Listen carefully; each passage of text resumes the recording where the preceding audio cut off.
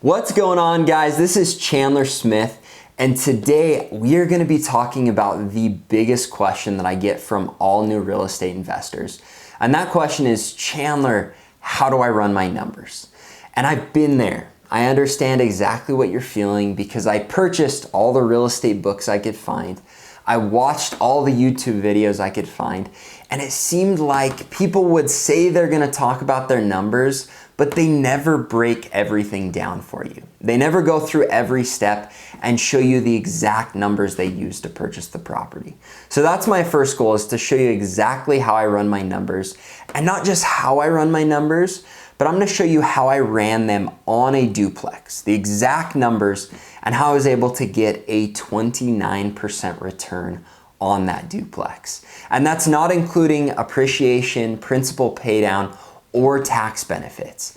That's straight cash on cash return. I'm also going to open up the spreadsheet that I use so that you can go through every single step with me, and you can use this same Excel spreadsheet in all of your future investments as you're trying to decide if they're a good purchase.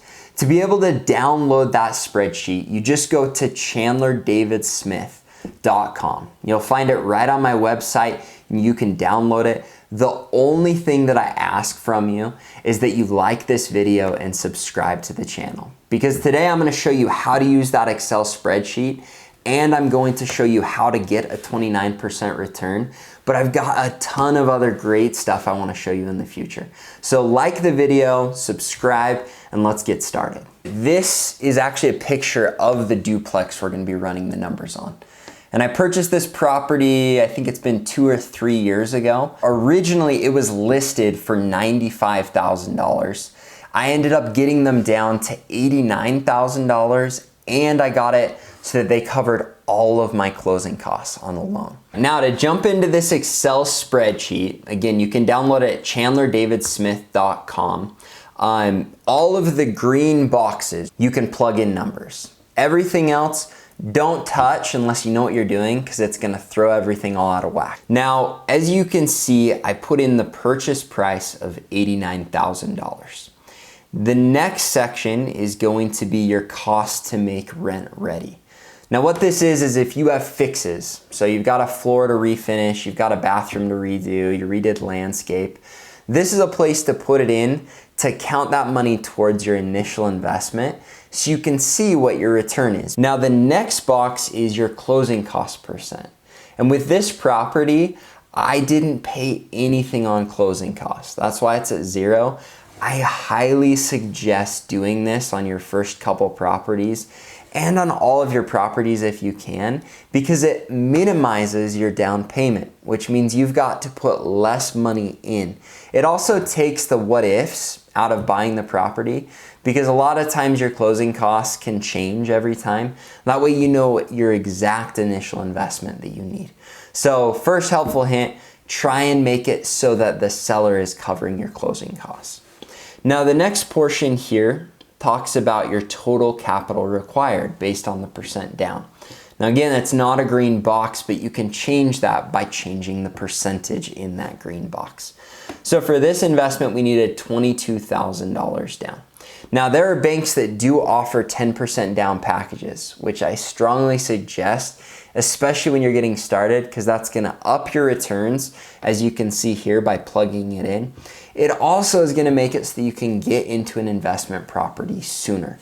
You can also get as low as 3% down, and sometimes even less depending on what you do, if you're living in it or if you find someone that owner finances, which are all things we're going to talk about in future videos. Now, in this next portion, you can see that we are running it on a 30-year loan at a rate at 4.2%. Now, when you start investing, this is one of the huge advantages of purchasing 4 units or less, is you're not on a commercial loan. Sometimes on commercial loans, they'll require your rate to change every 5 years. They'll also require you to do like a 20-year loan. You want to stick with this to where you're getting your 30-year loan with a fixed rate, because it's a lot easier to run your numbers and it's a lot safer way to play things. Now, the next thing here talks about leverage, shows how much leverage we have. So with our 25% down, we actually have leveraged $66,750. If you click over to the amortization schedule I included, you can see what your payment's going to be. You can see what's going to interest, what's going to principal. On the next section here, you actually see the income section. So you can see rents and then any utilities that you're collecting. Now with my rents, you can see that they're at $625 on my bottom unit and $675 on my top unit. Now if you bump over here to my cash on cash return and click on it, you can see that that's my cash flow divided by my total capital, which is right here, which is putting me at a 28.98% return. Now I need to be honest with you in saying when I bought this property, both units were filled and the rents were completely different. And I'll actually show you what that looks like. When I purchased the property, the rents were at $450 on the bottom unit and then at $500 on the top unit. So that's only putting me at a 14.6% cash on cash return. So almost 15% different. Now, that being said, this is still a great return. And one of the questions everyone asks is, Chandler, where is it worth buying? I would tell you for your first property, I think it is awesome if you get into a property where you can get a cash on cash return that is at least at 15%. And honestly, I might even stretch down to a 12 and maybe even a 10, depending on how tight you want to push things, but I would not purchase below a 10% cash on cash return. And preferably, if you want to play it safe, make sure you've got at least a 15%. Now, going on to the utilities section, this is if you're collecting utilities. Now, usually with my properties, I try to get it so that all of the utilities are under the tenant's name, which means I'm not collecting anything in utilities. You can also use this box if you're collecting anything else for extra rents, like maybe pet deposits, or you're charging them for yard care or anything like that, just so that you have the numbers up in this section as your income.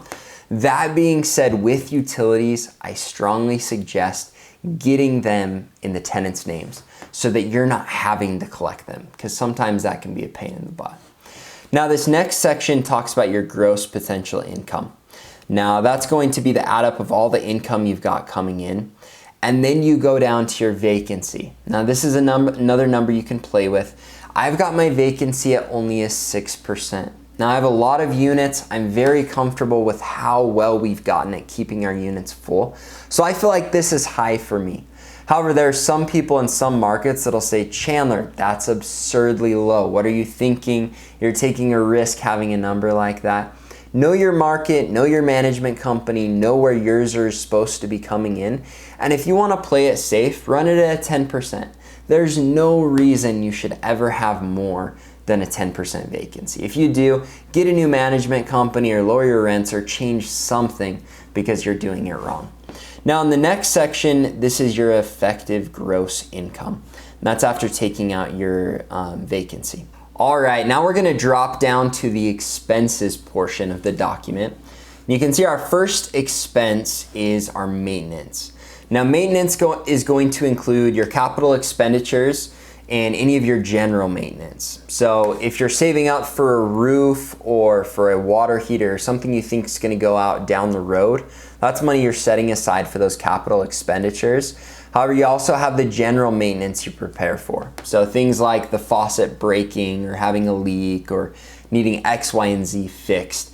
Now I'm running them at a 12%. Some people might say, Chandler, that's way too high. Chandler, that's way too low. What I would tell you is it depends on your property, all right? If you've got a property you bought last year, you're probably not gonna need to set aside quite that much. That being said, if you've got a property that's 100 years old, you'll probably need to set aside a little bit more. So you've got to learn about that on your own. You've got to talk to your management company and figure out a number that you feel comfortable with so that you're playing it safe. So if you want to jump it up to 15% or even to 20%, to make sure you're covered, go for it, but don't set aside too much because then your numbers are never gonna work. Now, the next portion is your management. Now I'm running my management at a 7%. I get a great deal on management because I have a ton of properties. You might be closer to a 12% or a 10% or an 8%. totally depending on who you end up going with and how good of a job they're doing. I would say always spend more if it's getting you more quality. It's worth doing your research and finding a management company that can do a good job. All right, for these next 4 sections, they're not run by a percent, they're just run by the actual number. So make sure the number you plug in is negative. You don't want to be adding income in your expenses section because that'll throw all of your numbers off. Now the first one is your utilities. This is if you have any additional utilities that you're paying that the tenants aren't. And a lot of times you'll pay all the utilities and you'll have to collect where we mentioned it above. However you do it, just make sure you've got it done right so the numbers are working. And a lot of times there will be a scenario where they're paying electric and gas, but you're stuck with water, sewer, trash, or something like that. Just plug it in accordingly. The next section is your additional expenses. Now this is going to include things like lawn care or things like snow removal or anything else. I've actually included all of these into my maintenance fees. Now you might say I'm crazy, but I've got those numbers really fine-tuned and I know I'm coming in clean on them. However, I totally understand if you need to bump those for your own numbers. The next portion is your insurance and taxes. Now, a lot of you are gonna look at these and say they're low, and the truth is, because they are, all right? I'm not over insuring my property, and my taxes are super low in this area. So make sure you get your own numbers, especially if you're in an area like California. A lot of times taxes are way higher in other areas. So make sure you plug them in and plug them in as a negative, because if they're not a negative, that's gonna throw all your numbers off. Now we get to jump down to the fun part, which is finding your returns. So this next section, you can see your net operating income is at $10,366. You can also see after you take out your debt service that you get your cash flow, which is your return after taking out your mortgage. That's putting you at $6,449. Now, I talked about getting a 29% return, and I did, but that's based on a cash-on-cash return. Now, I know as a new investor, you're hearing all kinds of different numbers. You're hearing a cap rate, a cash-on-cash return, what's your ROI, what's your return. I want to break down all of these so you know exactly what people are talking about and so that you know how to run your numbers and find your desired return. So let's start with the cap rate. Now the cap rate, in my opinion, does you no good unless you're purchasing a property completely in cash. Because as you hop over, you can see that the cap rate that is at an 11.65%, you're getting that from taking your net operating income, your $10,366, and dividing it by your cost of your property, which is your $89,000. Now that's giving you an 11.65% return. But here's the thing, you don't want to pay cash for a property. All right, so we're gonna show you your cash on cash return, which is your return after taking out your debt service, which is what we've done. So our debt service is right here at $3,917. And what I've added in that's really cool is you can hop over here to your amortization schedule and you can see what your monthly payments are, what portion is going to principal, what portion is going to interest. And so play around with that. But to find your cash on cash return, which right here you can see is at a 28.98% return. If you click on it, you see that that's taking your cash flow and dividing it by your total capital required or your initial investment, which is really giving you your real return after taking out your mortgage, all your expenses and everything else, and you're getting a 29% return. All right, guys, you made it. You now know exactly how to invest. You know exactly how to run all of your numbers on an investment property, and you know exactly what's required to be able to get a 29% return on your money. And so the next step is take advantage of it. If you haven't already, hop on to chandlerdavidsmith.com, download the spreadsheet, and start putting it to use. Plug in all of the properties that you're looking at and play around with things. Play around with the different interest rates, with the different down payments, the different expenses, and especially play around with those rents. See what happens if you're able to top out those rents after you purchase the property, and do whatever you need to gain an understanding of the numbers. Because as you understand them, you're only going to become more and more comfortable with jumping into that first property and creating an incredible passive income for yourselves. Now, to wrap things up, if you stuck around for the whole video, like and subscribe, and I'm going to throw in one more cool little thing with this spreadsheet. As you hop on, you see that we totally skipped the depreciation analysis portion. Now, this depreciation analysis portion lets you break your property down percentage-wise with the green boxes on what portion is going to be depreciated on a 27.5-year schedule and what portion is depreciated on a 5-year schedule. Now, things like carpet, appliances, a bunch of other stuff, you can actually depreciate on a 5-year schedule. So talk to your accountant. I'm not an accountant, I'm not a lawyer, don't take my advice, but know you can do this, and now you can plug in those numbers to see what kind of tax savings you're getting on your property. And once you plug those in, you can plug in what your tax bracket is right here, and then you can see your actual tax exposure decrease. You can also hop over to that amortization schedule and look at your principal pay down. We've included it here for your first year, which is awesome, but you can also see how it's increasing as every year goes on. As you use these tools, you can see me with my numbers.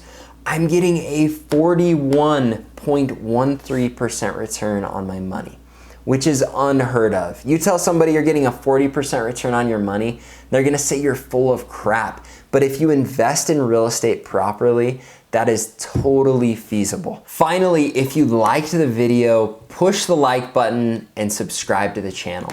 And if you didn't like it, let me know why. Put in the comments any things that you didn't understand or that you disagreed with, or that you'd like to see me do differently in the future. Thanks so much, guys. Have a great day.